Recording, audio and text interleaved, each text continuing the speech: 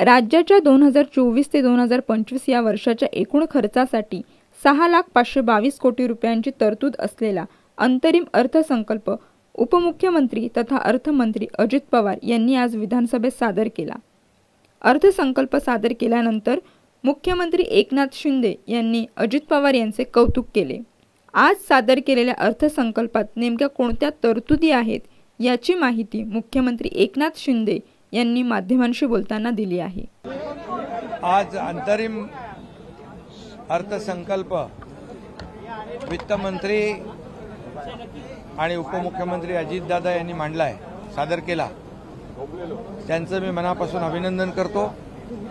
आणि हा जो 4 महिन्याचा अर्थसंकल्प असला तरी सुद्धा सर्वांना न्याय देणारा, सर्व घटकांना न्याय देणारा, सर्व समावेशक असा अर्थसंकल्प आहे। मी हेही मुद्दाम सांगेन की आदरणीय देशाचे प्रधानमंत्री मोदी साहेबांच्या विकसित भारत या संकल्पनेला एक पूरक असा हा अर्थसंकल्प आहे। आणि यामध्ये मोठ्या प्रमाणावर दुर्बल घटक आहेत, महिला आहेत, शेतकरी आहेत, कामगार आहेत, तरुण आहेत, ज्येष्ठ आहेत, सगळ्यांनाच यामध्ये समावेश केलेला यांचा। News bureau, Kishori Ghaywat, time Maharashtra.